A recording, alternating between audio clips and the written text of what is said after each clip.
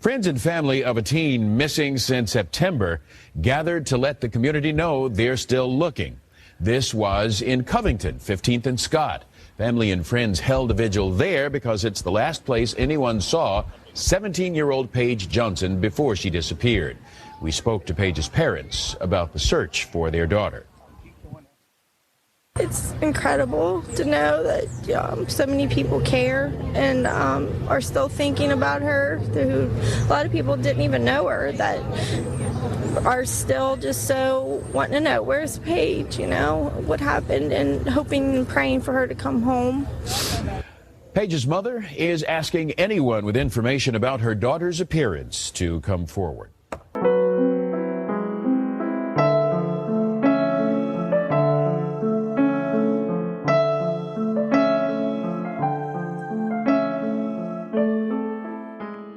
Welcome back to Operation Evil. This is episode 51, The Disappearance of Paige Johnson. I'm your host, Nyoka. I'm Rachel. Thanks to everyone who tunes in and tells your friends about us. We truly appreciate it more than you would ever know. We hope you liked last week's episode. It was a little different for us since we covered the series on Hulu called Candy. If you haven't watched it, we definitely recommend it. It was definitely a very good story. It was only 5 episodes long, so it was a quick one to watch. Now, today, I'm going to tell you a story about a case that happened in northern Kentucky, where we are located. It was definitely one of those that you heard about it all the time for many, many years, and it sticks with you a little bit. And I've been wanting to cover it for some time, and I'm finally doing it today. That's the one thing me and Rachel are trying to do, is cover the stories that we had set in our heads to cover for a while now. And she got hers out. Now I'm going to get this one out. So we're just going to dive right on in. This took place on September 23rd, 2010 in Covington, Kentucky. 17-year-old Paige Johnson mysteriously disappeared. I kind of just want to tell you where Covington, Kentucky is located. We are as far north as you can possibly be. The Ohio River is basically the backyard, if that makes any sense. We're that close to Cincinnati. And that is where this took place. Now, Paige, she was a pretty young girl, blonde hair, full of life. She was a young mother. She had a 2-year-old daughter named Mackenzie during this time frame. And what happened was that night she disappeared, and she attended a party with friends beforehand. She was last seen with a 22-year-old Jacob Bumpus, who said he dropped her off at 15th and Scott Streets in Covington. Now, there was a flyer going around, a missing persons flyer, and I just wanted to kind of read to you what it said. Distinctive features: navel, ears, and tongue are pierced. C-section scar on abdomen and a tattoo of purple and teal stars/swirls on her right hip bone area. Under notes, it said, at midnight, Paige sent her sister a text message stating that she needed to talk to her as soon as possible. It is unknown what the subject matter or urgency of this conversation was. Paige was last seen by a friend, Jacob Bumpus, when he dropped her off at 15th Street and Scott at 1 a.m. She was planning on going to her sister's residence, which was located nearby. She never arrived at her sister's house and was never seen again. Foul play is suspected. Do you remember ever seeing the flyers? I do. I remember seeing this all over social media. See, I just remember there was people that I worked with at the time that lived close to that area. Mm-hmm. They didn't know them directly, but know someone who knows someone. And I just remember that being a hot topic of conversation where I worked, but where I lived was a little further out. So we didn't have flyers. Oh, But you were living at the time pretty close to this area, right? yeah. Yeah. And I actually wondered, are we related? Because my last name's Johnson. We're in the same area. And I thought maybe, Yeah. but no, I couldn't find a connection there. But I think that's one reason why I remembered it so well. One is I have a cousin named Paige, and two, I am a Johnson as well. So, and then I just remember her pictures just everywhere. I remember I had Facebook at that time. I remember that coming through. I mean, I just remember seeing it everywhere. Now, I think what I remember too about it is just her mother being so. I mean, of course, any mother would be heartbroken, but mhm, just her mother, seeing her mother on television. yes, it's so devastating to see a parent go through this sort of thing. Very much Mhm. so. Now, Brittany Haywood is Paige's sister, the older sister, the one that she texted that night, according to that flyer. And she was also the first one to call Covington police when she could not reach her sister hours after Paige went missing.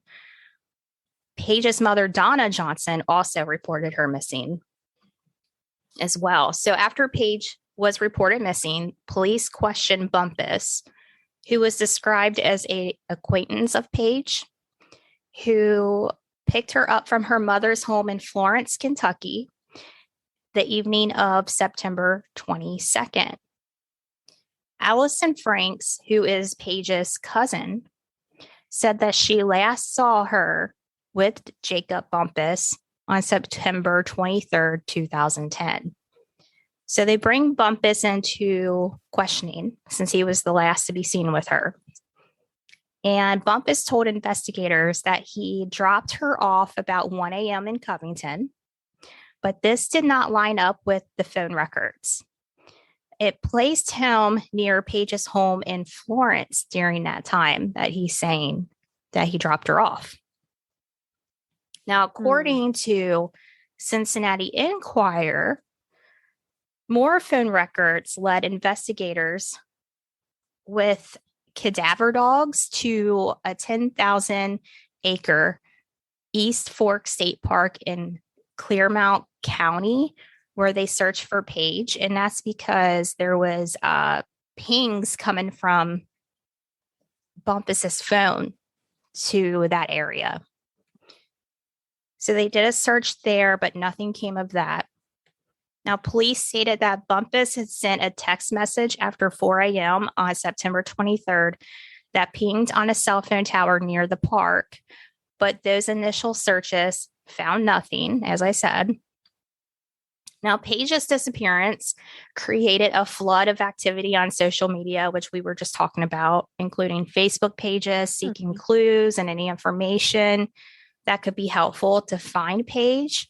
It was a way for her family to continue the search and to have support from the community. There's a page called What Happened to Paige Johnson. It is still active with that information today.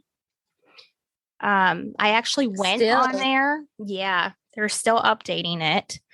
I went on there and I sent a message to whoever's running it, which I would assume it's probably her sister or her mother, to see if they wanted to come on the podcast, but I didn't hear anything back, but I get it. I mean, I know they've done a different podcast in the past and tons of media, and they're probably tired of talking about it at this point, but I did try to reach out. Or maybe they just didn't get my message. I don't know. But anyway, to continue on. I wanted to point out too that Claremont County that Nyoka was just mentioning, that's Batavia, if you didn't know Nyoka. Like Eastgate. Oh, okay. Area. Yeah. Yeah, so like wouldn't you say that's probably like a 20-minute, 30-minute drive from Covington? Yeah, I would say that. Easy. Yeah, so like it's like it was in Ohio. You're crossing the bridge. Yeah. You're like literally just crossing the bridge right into that area. So it's not far. No. Now, despite the questioning of Bumpus and being a person of interest, he was arrested shortly after Paige's disappearance in November, because you got to remember this happened in September, but in November he was arrested, but it was for a different reason. He had his parole violation for theft conviction for having liquor in his home, but was released in 2012. He hasn't spoken with the police regarding Paige since his early questioning took place, and he has refused to take any lie detector test. So he was in there for what, like a year and a half or so? 2010 or 11? Yeah. And he was released in 2012. So less than 2 years. Now, one article that I found by Whitney Miller and the WCPO staff gave another perspective from Paige's older sister, Brittany, who she was texting that night, as we were talking about. Her sister said that she carries many regrets and what ifs on her shoulders because she stated that Paige was pestering her to go out with her that night. And she said she didn't want to go. And she said, quote, I didn't go. So, I have to live with that guilt of what, maybe things could have been different if I had went with her, end quote. Oh, I hate it that she's doing that to herself. That actually that person calls that, whoever did that to Paige. That's terrible. Yeah, when I heard their relationship described, Paige was always like looking up to Brittany because Brittany was the older one, wanted to do everything Brittany was doing. They were even pregnant at like around the same time. She was just that kid sister that looked up to her older sister and wanted to hang out with her all the time. So I thought that was really cute. So her sister like feels this heaviness of like, well, maybe if I went out with her, things would be different today. But you really shouldn't do that to yourself. If you listen to this, Brittany, don't do that to yourself. That's just torturous. Now, Paige's mother, Donna, described her days and years after her daughter's disappearance with these thoughts, quote, will somebody come forth today? Will somebody tell? No one ever does, end quote. Because they got to be thinking like somebody has to know something. Will someone come forward today? Will we find out anything more today? And they never did. And a decade passes, and Paige, her body will be found after all that time. A decade. I can't imagine not having answers for a decade, not knowing where your baby is. So Covington police and Kenton County prosecutors never gave up on this case. They were determined to recover her and bring resolution to the family. However, for 10 years, family and friends were left without answers, and many had their suspicions regarding Bumpus's story. Like they already felt like he knew something. If he didn't do it, he knew it. He knew what happened. Yeah, I know a big thing was the thing that you mentioned about the phones. Like I remember having a conversation with someone that it was a big thing with them about how the pinging off in the locations, Absolutely. Now, I'm going to go into this discovery of Paige. On March 25th, 2020, a couple from Ohio contacted the authorities after they made a discovery when hunting deer in the woods. According to local media, they found what they believed to be a burnt human skull. The location was near Williamsburg Township in Claremont County, Ohio, in a wooded area off of Mathis Road. It's about 45 minutes away from her home in Florence, Kentucky. Now, Covington Police, Claremont County Sheriff's Office, and Claremont County's coroner found additional human remains at the scene where the hunters discovered the skull. They sent those remains to the Hamilton County Coroner's Office, and they were able to positively identify the remains as Paige's by using her dental records. Covington Police Chief Robert Nader said, quote, "We want to be hopeful that this will lead to more information. We still have work to do," end quote. Now, after her remains were identified, the family was then notified of the discovery. They wanted to make sure that that was her and confirm it before they went to the family saying remains were found. Yeah. That would be a horrible, horrible situation. Exactly. Now, once they told Donna, which is Paige's mother, they said that they felt relief. And then they felt this push to solve the mystery of what happened to Paige. Now, Covington Police Chief Robert Nader said, after stopping for a moment to compose himself, quote, "It's an emotional case for us. Paige Johnson is coming home. It's monumental. We're just so glad her family will have some closure," end quote. Now, That would Donna, be bittersweet. yes. On one hand, you want to find the person alive, but on the other hand, there is that closure.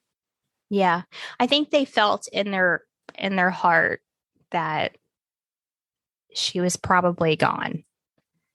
Because it had been so long. It's been so long, yeah. Oh gosh. Yeah, this is heavy. Now, Donna told WLWT, "I've been wanting to bring my baby home for so long. This is a day I was worried I would go to my grave without ever getting this day." Can you imagine, like, thinking you may die before you find your daughter? I mean, and you have heard stories of that where people die of broken hearts because of that. Absolutely. Now, Paige's cousin, Allison Franks, said, "We are all shocked. We are incredibly sad. Unfortunately, we feared this would be the outcome." Now, in an article written in 2020, Kenton County prosecutor Rob Sanders and Covington police vow investigators won't stop until they solve the case. And the case has been frustrating. Now, Sanders said, quote, "There were multiple witnesses that refused to cooperate with the police, refused to talk to the police, flat out made false claims." At one point, he says someone made a false claim that led authorities to Knox County, where they dug a hole the size of an Olympic-sized swimming pool, searching for Paige's remains. So now we're going to go into the charges. And that is infuriating. It is. It is very much so. Why lie and turn them to a completely wrong location? I don't know. It's just all kind of weird. Now, 4 months after they discover Paige's remains, now 32-year-old Jacob Bumpus has been indicted in Kentucky. I believe it was in Kentucky, in connection with the death of Paige Johnson. Now, Bumpus had been charged with tampering with physical evidence and gross abuse of a corpse. He is not charged with murder. At this point, it is unknown how Paige actually died, which is why he's not being charged with homicide. Now, Jacob Bumpus pleaded not guilty to the charges during an arraignment hearing. He was also posted on bail. But according to Rob Sanders, Bumpus's phone records put him in the area of where Paige Johnson was discovered, and the tower his phone pinged off of was actually a mile or two from where she was actually found. He also said that, quote, "We've always suspected that Mr. Bumpus has been at least aware of what happened to Paige, if not responsible for her death. We always knew he was not being truthful with the Covington Police Department. The investigation is ongoing. It is obviously possible that additional charges could come in the future. And certainly, if appropriate, and if the evidence ultimately develops, it will be our hope that someday a homicide charge, end quote. The best thing that Sanders said, though, I think, from what I've read, is when he said, quote, Bumpus put this family through so much trauma and so much agony. Compared to the agony that Paige's family has been put through, these are relatively minor charges, end quote. And I agree with him. Yeah. He's right on. He is. After Bumpus was arrested, Donna was filled with joy. In fact, it was the first day since Paige disappeared that she actually felt some happiness. She says she went to his doors in the days following her daughter's disappearance. She even said that at that moment she knew the guilt was on his face. And she additionally said that she hopes that he will face stiffer charges. In the article written by Cincinnati Enquirer, Brittany, her sister, said that the following after she found out Bumpus was arrested. She said, quote, the news of the arrest brought lots of tears of joy. I have known from the beginning who the guilty party was in my sister's disappearance. Right now, I am in a complete state of euphoria, knowing that Jacob Bumpus has been arrested and will finally have to answer for his actions after remaining silent for nearly 10 years, end quote. Oh, you know what? She actually says some more, so let's keep going. She also said, Jacob Bumpus and one of his close friends know exactly what happened to her, yet refuse to come forward. I know that there are other people who know what happened to my sister that night, and how they can sleep at night is baffling to me. And that's where the quote ends. So she said years ago, she actually ran into Jacob in public and yelled some choice words at him. And she told him that he will pay for this, and he just ran away from her. The Enquirer also stated in their article that they tried to reach out to Bumpus and left him phone messages repeatedly over the years, but he's never reached back out. Okay, so there's a rumor about what happened. If you go to the website, whathappenedtopaigejohnson.com, they consistently hear the same rumor about multiple friends at a party who saw Paige pass out and carried out by Jacob Bumpus, and rumor of a possible second young man helping carry her out of the party. Now, Kenton County Commonwealth's attorney Rob Sanders said, I believe there are multiple people that know what happened to Paige, whether she was murdered or whether it was some other cause of her death. While they might not have been a lot of people involved in her death, they know what happened to her body, and they have chose to be uncooperative. That's so, eventually some big mouth tells somebody who tells somebody. You would think so. Truth. It's been all these years. This happened in 2010. We are in 2022, and we're still not aware of what happened. So either that or only he knows what really happened to her. Mm-hmm. And he ain't talking. So we're going to go into what's going on today. Now, despite the discovery of Paige and her story making headlines all over the United States, even overseas, her family still doesn't have the closure or justice or answers of what happened to Paige that night. Don't get me wrong. They are completely thankful and feel blessed for her remains being found, but they still don't have answers or justice. Right. Now, if she were still alive today, she would be 29 years old. Mackenzie, her 2-year-old daughter at the time, is now in her teens, which is just wild to think about. Yeah, because you say 29, and that is still so young. Mm-hmm. She was so young. Now, due to the case still being open and Bumpus being on trial, her remains have not been released to her family. Therefore, her funeral remains on hold.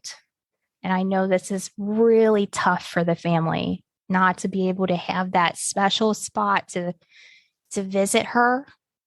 Now, the Claremont County Prosecutor's Office did release a statement regarding the remains of Paige, and they stated, while we feel deeply for Paige's family and the emotional strain the legal process has put and continues to put upon them, Paige's remains will be held in Claremont County Sheriff's Office until an ultimate disposition in the case is reached.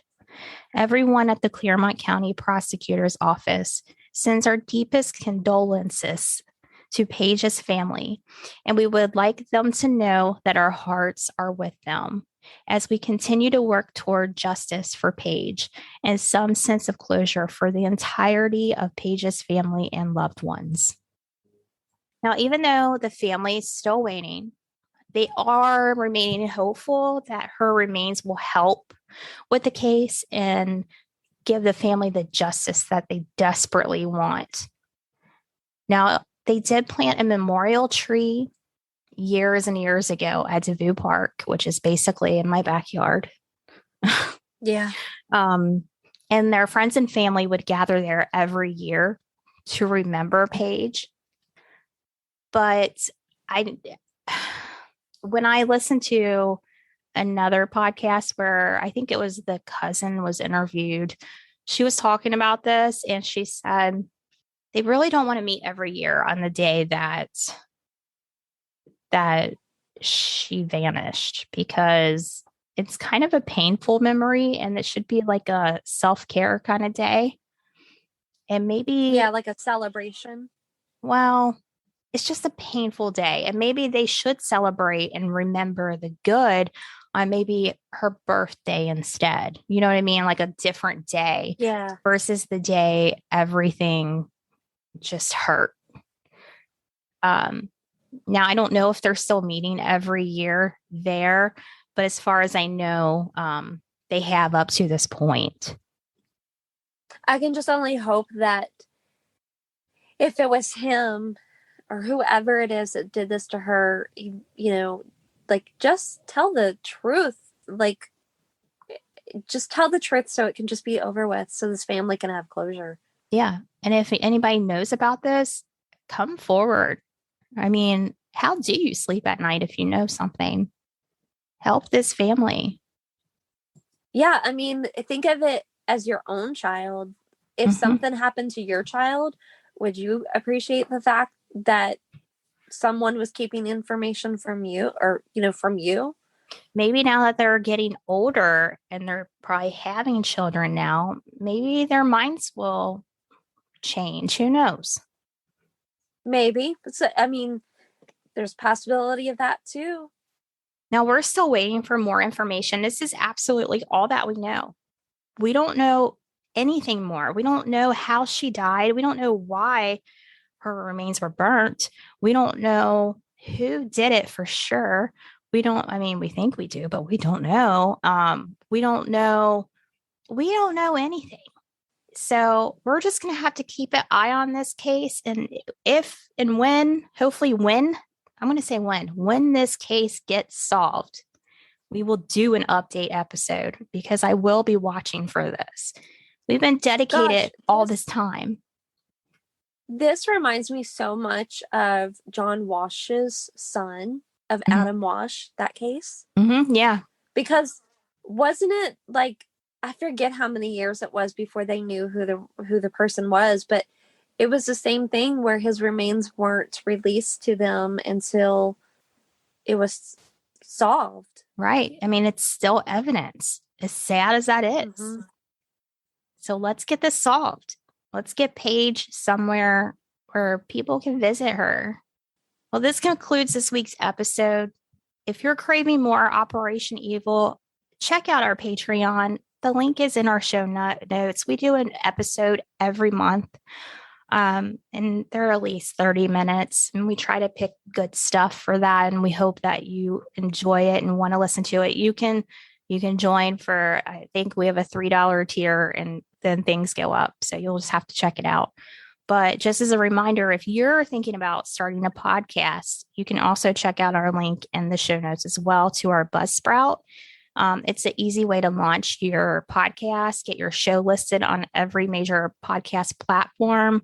Be sure to follow the link, because then you'll get a $20 Amazon gift card, and it lets Buzzsprout know that we sent you here, and it helps support our show. Now, we'll be back next week with a new episode. But for more information and to listen to Paige's story that includes her sister and her cousin being interviewed, I recommend checking out the podcast called The Vanished. I highly recommend it. They have 2 episodes on this because they updated their episode. They originally recorded it before Paige's remains were found, and then they did an update episode after her remains were found. So it kind of goes through that. So I definitely recommend checking that out. If anyone related to Paige has listened to this episode and would like to do a follow-up episode, or if we said anything wrong, or you have more information that you want the public to know, just give us a buzz. You can reach us through Facebook Messenger. You can email us at operationevilpodcast@gmail.com. We would love to hear from you and get your take on things. If you know anything about Paige Johnson's disappearance, please contact the Covington Police Department at 859-292-2222. I'm sure that you can remain anonymous if you need to. Well, that's it. That's all I have. That wraps up this week's episode. Stay safe, everyone. Please. Goodbye. Bye.